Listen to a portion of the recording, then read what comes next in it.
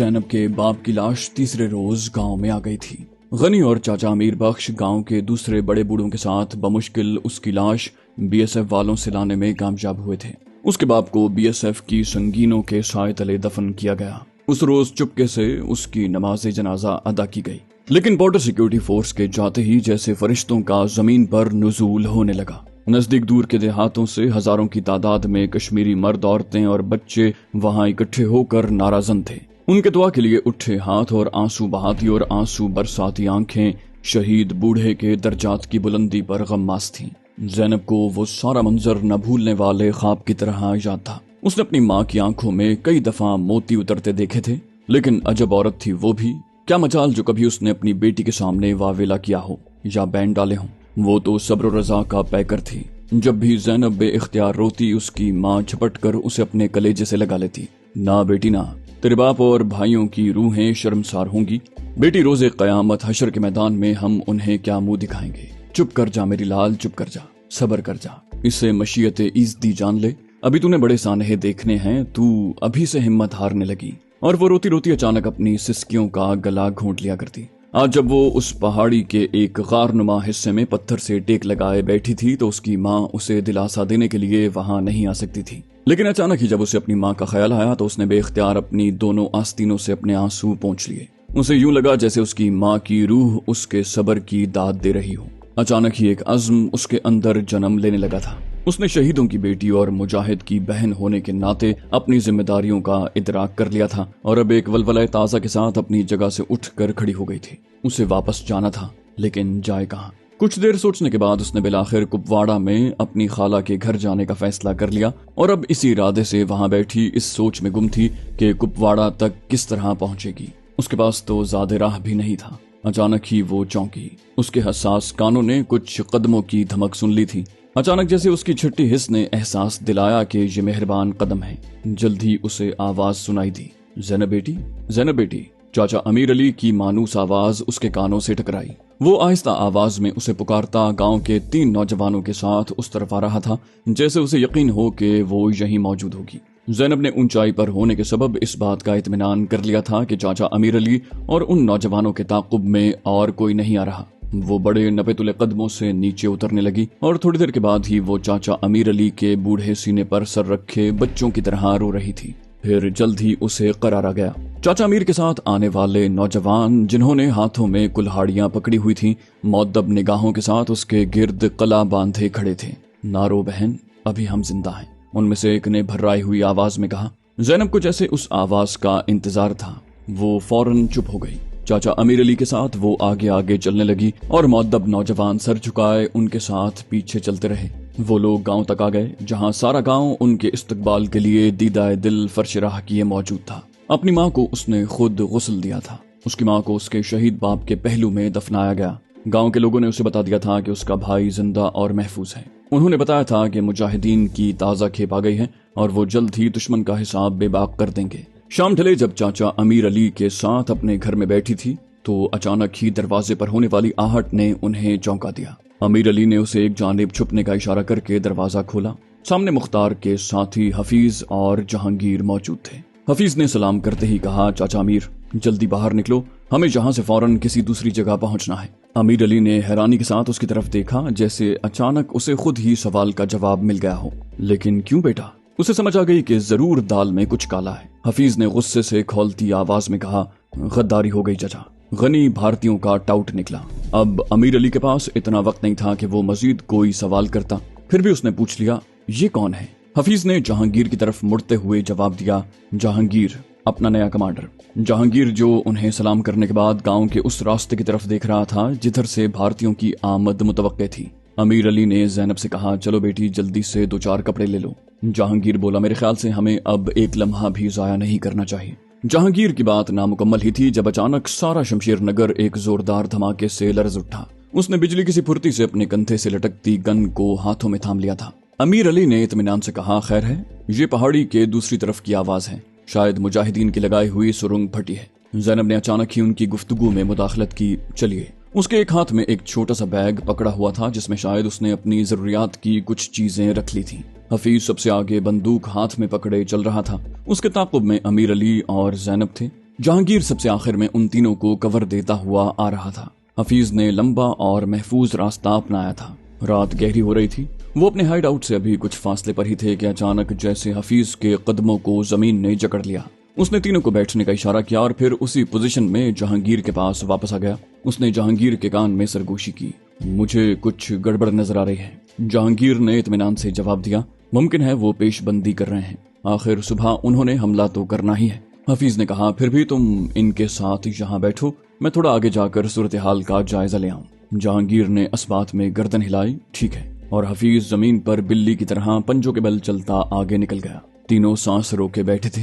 हफीज की रवानगी के करीबन 10 मिनट के बाद अचानक ही फजा गोलियों की तड़तड़ाहट से गूंजने लगी। जहांगीर को सूरत हाल समझने में एक पल भी नहीं लगा था। उसे फौरन इल्म हो गया कि हफीज ट्रैप में फंस गया है। शायद भारतीयों ने शाम ढलते ही अपने नाके मजबूत कर लिए थे। गोलियों की आवाजों पर चंद लम्हों के लिए अल्लाह अकबर के नारों ने गलबा जरूर पाया था, लेकिन कब तक? शाम तक मज़ाहमत दम तोड़ गई थी। अमीर अली और ज़ैनब को भी सूरत हाल की संगीनी का इदराक हो गया था। उन्होंने खौफजदा अंदाज में जहांगीर की तरफ देखा और आंखों ही आंखों में अपने खदशात का इजहार कर दिया। वापस चलें? जहांगीर के मुंह से अभी बमुश्किल 2 अल्फाज ही अदा हुए थे जब अचानक एक गोली साईं की आवाज पैदा करती उसके कान के नजदीक से गुजर गई। किसी माहिर बाजीगर की तरह एक लम्हे का तवक्कुफ किए बगैर उसने अपनी जगह से जस्त लगाई और ज़ैनब के बाजू को पकड़कर जमीन पर उसके साथ ही इस तरह गिरा था कि ज़ैनब का सारा वजन जहांगीर के दाएं कंधे पर आ गया। अगर वो इस अमल में एक लम्हे की ताखीर कर जाता तो शायद अमीर अली के साथ ज़ैनब की लाश भी मौजूद होती, क्योंकि दोनों ही बौखला कर सीधे खड़े हो गए थे। जहांगीर के जमीन पर गिरते ही आखिरी मंजर बड़ा अजियतनाक था। उसने बूढ़े अमीर अली की चीख सुनी और उसके माथे से खून का फव्वारा उबलते देखा। उनकी तरफ आने वाली गोलियां तो बौखलाहट में चलाई गई थीं, लेकिन LMG से आने वाली ये अंधी गोली बिल्कुल निशाने पर लगी थी। अमीर अली की खोपड़ी चटक गई थी और उसे शायद अगला सांस लेने की मोहलत भी मुयस्सर नहीं आई थी। ज़ैनब के मुंह से बेसाख्ता चीख निकल जाती अगर जहांगीर ने उसके मुंह पर हाथ न रख दिया होता। अपने दूसरे हाथ से अपनी गन जमीन पर रखकर उसने उंगली के इशारे से ज़ैनब को खामोशी की तलकीन की। ज़ैनब के लिए यह हादसा हवास बाख्ता कर देने वाला जरूर था, लेकिन वो एक मुजाहिद की बहन थी और ऐसी सूरत हाल का सामना भी पहली मर्तबा नहीं कर रही थी। दूसरे ही लम्हे उसने अपनी हालत पर काबू पा लिया था। गो के शिद्दत गम से उसका दिल फटा जा रहा था, लेकिन उसने जबान से आवाज नहीं निकाली थी। जहांगीर ने उसे जमीन पर लेटे रहने के लिए कहा और खुद कोहनियों के बल रेंगता हुआ अमीर अली की लाश तक जा पहुंचा। गो की लाश की हालत दूर ही से बता रही थी कि उसमें जिंदगी की एक भी रमक बाकी नहीं।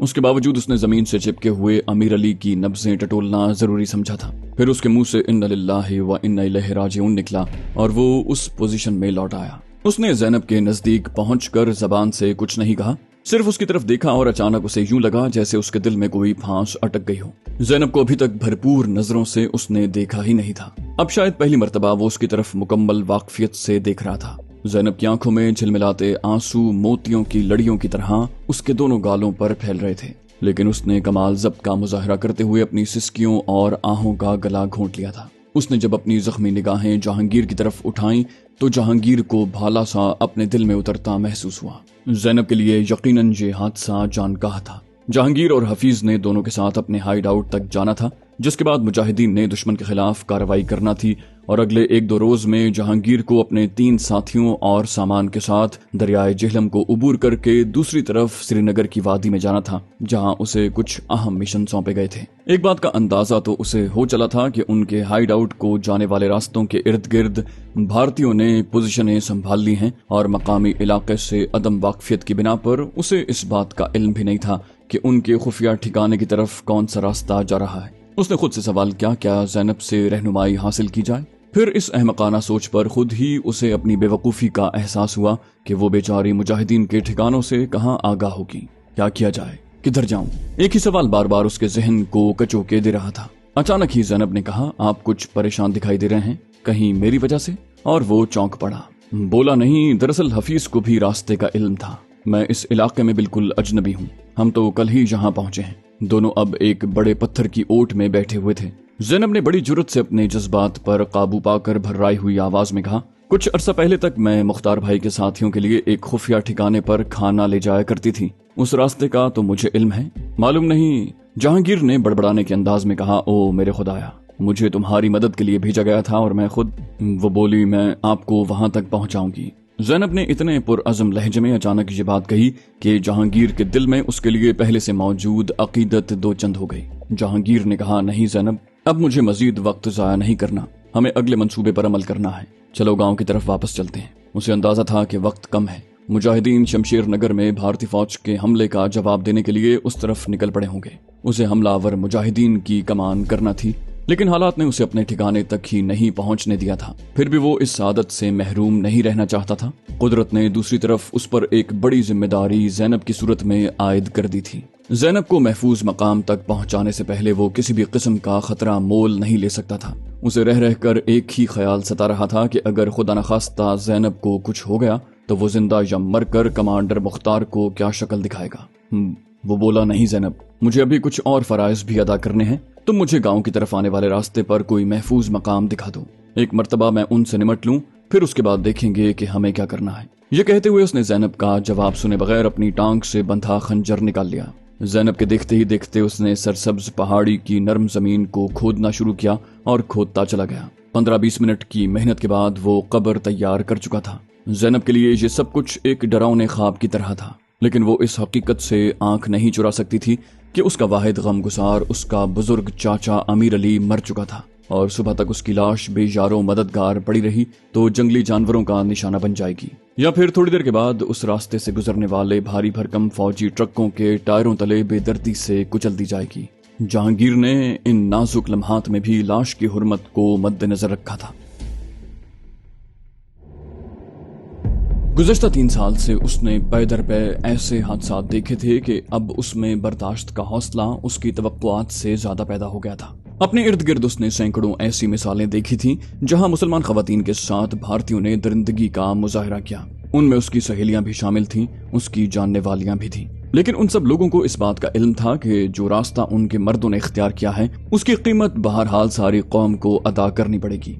اس کے بھائی کمانڈر مختار نے باپ کی موت کے بعد اس سے پہلی ملاقات پر ہی کہہ دیا تھا کہ وہ کمانڈر مختار کی بہن ہے۔ اگر اس کے پائے ثبات میں ذرا سی بھی لغزش آئی تو شمشیر نگر کے سارے گھروں کا مورال گر جائے گا۔ زینب پر اگلے ہی روز اپنی ماں کی شہادت کا سانحہ ٹوٹا تھا، اور آج اس کے خاندان کا آخری بزرگ بھی شہادت کے سفر پر گامزن ہو گیا تھا۔ اس نے ڈبڈبائی آنکھوں سے آسمان کی طرف دیکھا اور اللہ تعالیٰ سے التجا کی، یا اللہ، میں تیری کمزور بندی کسی مزید امتحان کے قابل نہیں، میرے خدایا مجھے بھی اب ان ہزاروں شہیدوں کا ہم سفر بنا دے جو مجھ سے پہلے اس سفر پر روانہ ہو چکے ہیں۔ اس نے ڈبڈبائی آنکھوں سے آسمان کی طرف دیکھا اور اللہ تعالیٰ سے التجا کی۔ شاید قدرت کے لیے اس کی یہ بے بسی ناقابل برداشت ہو رہی تھی۔ اچانک ہی جیسے قہر خداوندی ٹوٹ پڑا، سارا پہاڑی سلسلہ زوردار دھماکوں کی آواز سے لرزنے لگا۔ شاید مجاہدین بھارتی فوج سے ٹکرا گئے تھے۔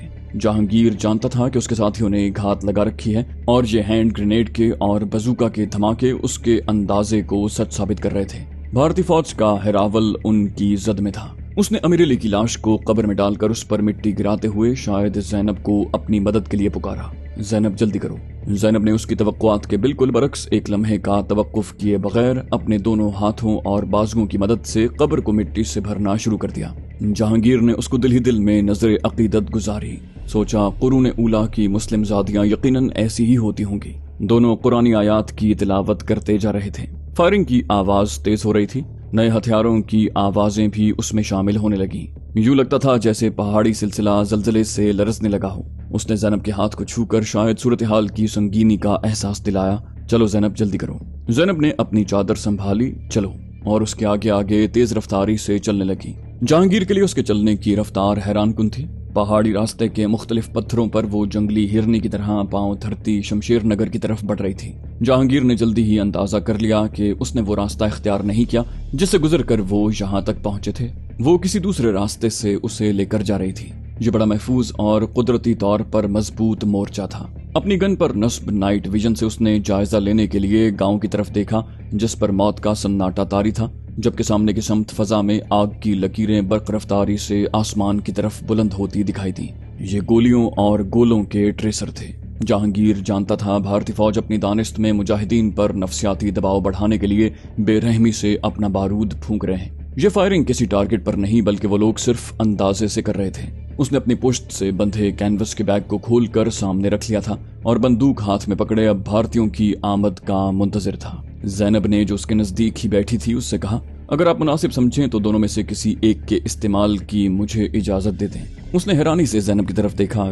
क्या मतलब? तुम हैंड ग्रेनेड फेंक सकती हो या गन चला लोगी? उसने बड़े वक़ार और तमकीनत से कहा, जहांगीर साहब, मैं एक मुजाहिद कमांडर की बहन हूँ, मुझे तो ये कुछ आना ही था। कश्मीर की एक बेटी ने आतिशवाहन का इस्तेमाल सीखना शुरू कर दिया है। हम जानते हैं ये जंग सिर्फ हमारे जवानों तक महदूद नहीं, पूरी कौम को मिलकर ये लड़ाई लड़ना पड़ेगी। जहांगीर बोला, सुभान अल्लाह, मेरा ईमान है जैनब के जिस कौम ने जिहाद को पहचान लिया वो कभी गुलाम नहीं रह सकती। जैनब बोली, तुम फिल वक्त ये थैला संभालो, हमें अपनी जद में आने वाले ट्रकों पर बम फेंकने हैं, जिसके बाद शायद यहाँ से फरार होने के लिए बंदूक चलाने की जरूरत पेश आए। जहांगीर ने उसे उंगली के इशारे से दुश्मन की मुमकिन आमद का रास्ता और उन जगहों की निशानदही की जहां से वो आसानी से उन ट्रकों को निशाना बना सकते थे। उन्हें ज्यादा इंतजार न करना पड़ा। जहांगीर ने 7-8 मिनट के बाद ही नाइट विजन से उस तरफ आने वाले मिलिट्री कैनवॉय को देख लिया था। ये वही कैनवॉय था जो लेफ्टिनेंट राजकुमार की कमांड में उस तरफ आ रहा था। जैनब को उसने हाथ के इशारे से अपने मंसूबे से आगाह किया, जिसने अपनी चादर में 5-6 ग्रेनेड रख लिए थे और अब कलांचे भरती उस तरफ जा रही थी जिस तरफ का मोर्चा उसने संभालना था। दोनों एक दूसरे की मुतजाद समत में एक दूसरे से 15-20 गज के फासले पर मोर्चा बंद अपने सांस रोके भारतीयों की आमद के मुंतजिर थे। सबसे आगे आने वाले जीप पर पहले हमला करने की सादत भी जैनब को हासिल हुई। उसने एक के बाद दीगरे 3 हैंड ग्रेनेड पिन निकालने के बाद एक दूसरे के ताकुब में जीप पर फेंककर अपनी माँ और चाचा अमीर अली की शहादत का हिसाब अभी से बेबाक कर दिया। जहांगीर ने जीप के ताकुब में आने वाले ट्रक पर बम फेंके थे। पहाड़ी सिलसिला एक मर्तबा फिर जोर से लरज उठा, लेकिन इस मर्तबा धमाकों की आवाज के साथ साथ जख्मों से चूर दम तोड़ते भारतीय फौजियों की चीखें भी उनमें शामिल थीं, जो उन दोनों की रूह की गहराइयों तक उतरती चली जा रही थीं। तमानियत और सुरूर का एक जां बख्श एहसास उनमें दराया था। दोनों खुद को खासा हल्का फुल्का महसूस करने लगे। जहांगीर ने अंदाजा कर लिया था कि वो बंदूक से उन फौजियों का कुछ नहीं बिगाड़ सकता। दूसरी तरफ दुश्मन को भी उनकी मौजूदगी का एहसास हो गया था। उसे शायद अपनी जान की तो परवाह नहीं रही थी, लेकिन जैनब को कुछ हो गया तो इससे आगे वो कुछ ना सोच सका। उसने अंदाजा कर लिया था कि मुजाहिदीन और भारतीयों के दरमियान बाकायदा टकराव का आगाज हो चुका है और ये बेहतरीन मौका था। दुश्मन अभी उलझा हुआ था। दोनों उसकी मसरूफियत से फायदा उठाकर मुजाहिदीन के जंगल में मौजूद किसी भी खुफिया ठिकाने तक पहुंच सकते थे। जहांगीर ने खाली थैला अपनी कमर से बांधते हुए कहा, चलो जैनब, अब यहाँ से निकलें, बम खत्म हो चुके हैं। जैनब बोली, चलिए, और दोबारा उसके आगे आगे चल दी। उनके इस सफर का खातिमा बमुश्किल 15-20 मिनट के बाद ही हो गया, जब अचानक ही वहां कयामत सुगरा बर्पा हो गई। भारतीय तोपखाने ने मुजाहिदीन के मुमकिना ठिकानों पर कारपेट बमबारी शुरू कर दी थी। अगर वो इस कुदरती आड़ से चंद कदम भी आगे निकल जाते तो उनके जिस्मों के परखचे उड़ सकते थे। दोनों ने अचानक रुककर एक दूसरे की तरफ देखा। जहांगीर ने अल्फाज चबाते हुए कहा, जैनब, आगे सिर्फ मौत है और मैं कुछ करने से पहले किसी अंधी गोली या गोले का निशाना नहीं बनूंगा। अब हमें कहीं और पनाह लेनी पड़ेगी। वो बोली, मैं भी आपसे यही कहने वाली थी। इस तबाहकुन गोलाबारी में हमारा जंगल में दाखिल होना खतरे से खाली नहीं होगा। चलिए इस इलाके से निकलने की कोशिश करते हैं। मेरे ख्याल से हमें सोपूर ही से निकल जाना चाहिए। मैं आपको बांडीपुरा की तरफ ले चलती हूँ। इंशाल्लाह वहाँ जरूर मुजाहिदीन से मुलाकात होगी। जहांगीर ने उसकी हाँ में हाँ मिलाई। इंशाल्लाह। दोनों एक मर्तबा फिर किसी महफूज ठिकाने की तलाश में मौत की उस शाहरा पर गामजन थे।